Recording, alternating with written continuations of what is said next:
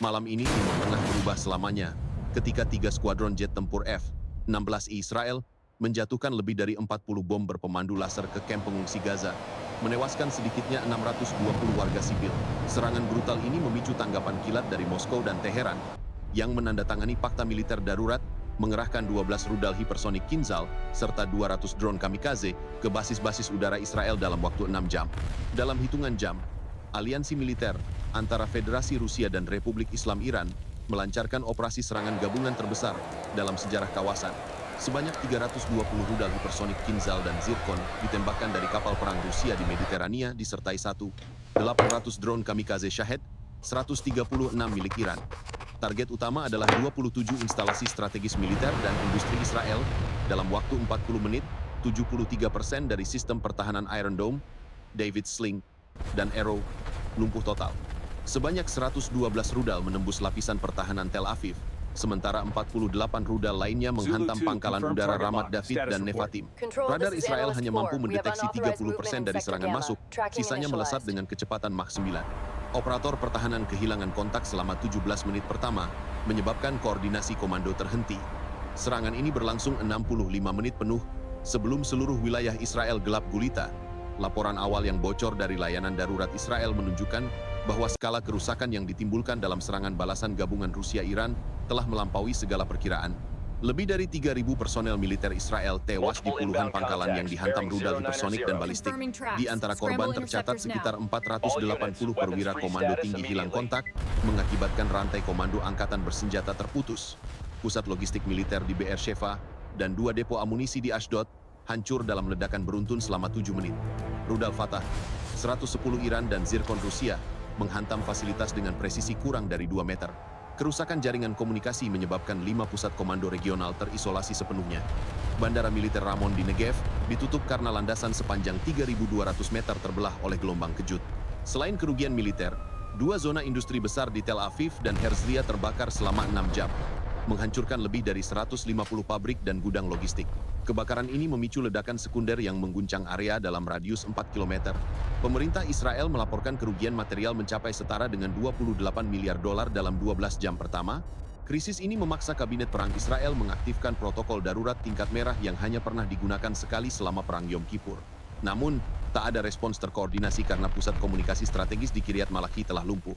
Pasukan cadangan yang dipanggil sekitar 45.000 orang tidak dapat dikerahkan karena transportasi dan pasokan bahan bakar terputus. Situasi ini membuat seluruh Israel jatuh. Haifa malam itu menjadi pusat kehancuran paling dahsyat dalam sejarah militer Israel. Serangan rudal hipersonik Rusia dan balistik presisi Iran menghantam kawasan pelabuhan industri dengan koordinasi sempurna. Sedikitnya 8 proyektil jenis Zircon diluncurkan dari Laut Mediterania, disusul 25 drone kamikaze tipe Shahed, 136 yang menargetkan infrastruktur energi dan logistik. Pukul 03.47, 3 rudal pertama menghantam dermaga utama pelabuhan, menyebabkan 4 kapal perang kelas Sa'ar, 5 meledak secara berurutan. Setiap kapal membawa sekitar 80 pelaut, dan hanya 5 orang dilaporkan selamat. Ledakan itu menciptakan bola api setinggi 400 meter yang terlihat hingga kota Akko sejauh 17 km. Gelombang kejut merobohkan 19 derek baja di terminal bongkar muat, melumpuhkan operasi kontainer yang biasanya menangani 30% impor nasional.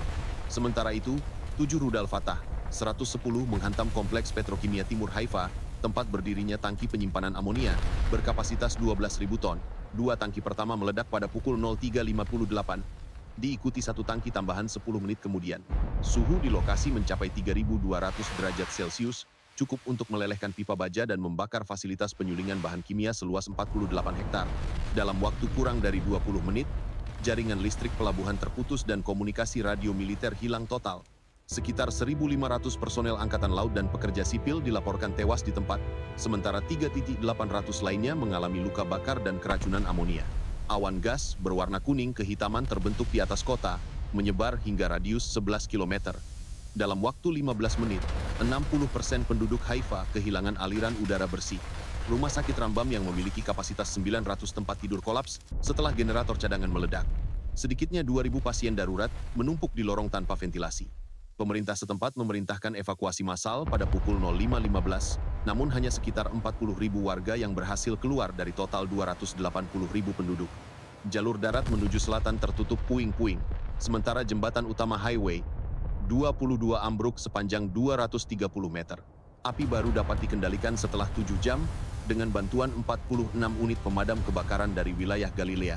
Kerugian material awal diperkirakan mencapai 8,4 miliar dolar AS, belum termasuk kerusakan lingkungan yang tak terhitung. Sementara kabut amonia menutupi cakrawala, sirene darurat masih meraung tanpa henti, menandai kehancuran total atas kota pelabuhan terbesar Israel Utara dan mengakhiri dominasi industrinya untuk selamanya. Serangan balasan gabungan Rusia-Iran menghantam jantung kekuasaan Israel, Tel Aviv, dengan presisi militer yang mengejutkan. 3 rudal hipersonik Kinzhal ditembakkan dari pesawat strategis Tu-22 M3 menargetkan kompleks pertahanan Kiryat tempat sekitar 1.200 personel dan perwira tinggi berlindung. Ledakan pertama menembus lapisan beton setebal 12 meter, menghancurkan ruang komando bawah tanah. 2 rudal berikutnya menghantam pusat komunikasi utama, memutus kendali pasukan di seluruh wilayah. Dalam waktu 6 menit, 5 menara perkantoran Azrieli runtuh, termasuk tower sirkular setinggi 187 meter. Gelombang kejut merobohkan 40 gedung komersial di sekitarnya. Di Jalan Rothschild, rudal jelajah Zircon menghantam bursa efek Tel Aviv, menghentikan perdagangan senilai 4,3 miliar dolar. Sekitar 3.700 orang tewas seketika, 9.000 lainnya luka berat. Api menjalar ke 14 blok kota, memakan bahan bakar dari 26 tangki cadangan. Pasukan penyelamat gagal mencapai lokasi karena jalan tertutup reruntuhan. Dalam 2 jam, listrik dan jaringan komunikasi Tel Aviv lumpuh total. Drone pengintai Iran merekam pemandangan menara kaca yang terbakar disertai ledakan sekunder dari amunisi cadangan. Pusat bisnis yang biasanya berdenyut kini menjadi lautan api dan asap pekat, menandai kejatuhan. Serangan balasan gabungan Rusia-Iran mencapai puncaknya ketika pangkalan udara Nevatim di gurun Negev dan Ramat David di utara Israel dihantam secara simultan oleh lebih dari 60 rudal balistik presisi tinggi. 2 landasan pacu utama sepanjang 3.200 meter hancur total, menara kontrol roboh, dan 17 bunker pesawat beton meledak beruntun. Armada udara Israel kehilangan sedikitnya 42 jet F-35 Adir, 58 F-16 I Sufa, dan 23 F-15I Ra'am, bersama 12 drone pengintai Heron yang hangus di hanggar. Ledakan di depo amunisi menghasilkan 9 bola api besar yang terlihat hingga 50 km. Sekitar 480 teknisi dan 130 pilot tewas, termasuk 27 instruktur penerbangan asing. Kehilangan bahan bakar sebesar 12 juta liter, membuat sisa skuadron tak mampu terbang. Satelit militer merekam runtuhnya hanggar-hanggar beton, yang sebelumnya diperkeras untuk menahan serangan konvensional. Dalam waktu kurang dari 7 menit, seluruh jaringan komando udara Israel berhenti beroperasi. Radar pertahanan kehilangan kontak dengan 18 pesawat yang sedang berpatroli. Kini langit Israel tanpa perlindungan, dan kekuatan udaranya lumpuh. Serangan gabungan Rusia-Iran mencapai puncaknya ketika infrastruktur vital Israel lumpuh total. 2 pembangkit listrik utama, Orot Rabin di Hadera dan Rutenberg di Askelon, dihantam lebih dari 20 drone kamikaze buatan Iran tipe Shahed 238. Ledakan presisi di turbin utama menyebabkan keruntuhan jaringan transmisi listrik sepanjang 3.200 km. Akibatnya, 90% wilayah pendudukan tenggelam dalam kegelapan. Bersamaan, 5 fasilitas desalinasi air laut yang menghasilkan 80% pasokan air minum nasional berhenti beroperasi. Di Tel Aviv, penduduk berjumlah lebih dari 700.000 orang menyerbu toko dan gudang air dalam kepanikan. Kerusuhan terjadi di 42 lokasi perkotaan, memaksa polisi militer yang tersisa mundur. Rumah sakit di Yerusalem Barat dan Beersheba melaporkan kegagalan total sistem daya cadangan. Unit gawat darurat kehabisan oksigen medis dalam 6 jam. Lebih dari 12.000 korban tewas telah teridentifikasi, termasuk 1.700 personel medis dan penyelamat sipil. Jaringan komunikasi seluler hancur di 15 kota, memutus koordinasi bantuan. Di sepanjang pesisir barat, depo bahan bakar di Ashdod meledak setelah terkena 3 rudal Fatah 110, menimbulkan kobaran api setinggi 200 meter. Sistem distribusi bahan bakar nasional berhenti, mengisolasi wilayah tengah dan selatan.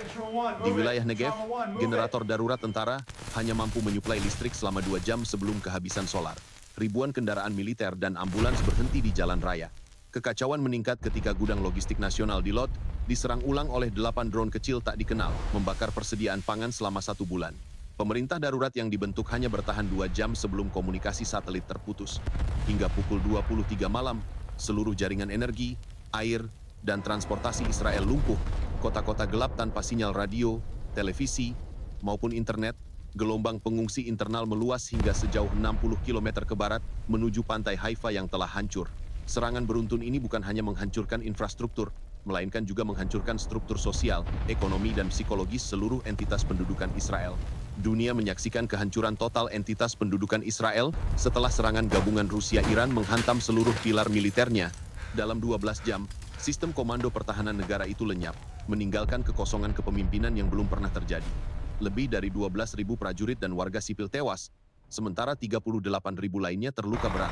Kementerian Pertahanan di Tel Aviv hancur total setelah terkena 3 rudal hipersonik Kinsal yang ditembakkan dari ketinggian 20.000 meter.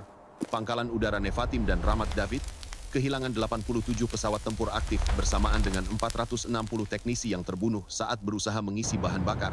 Angkatan Laut Israel tinggal 2 kapal rudal SAR dari 12 unit semula, setelah pelabuhan Haifa berubah menjadi ladang ledakan.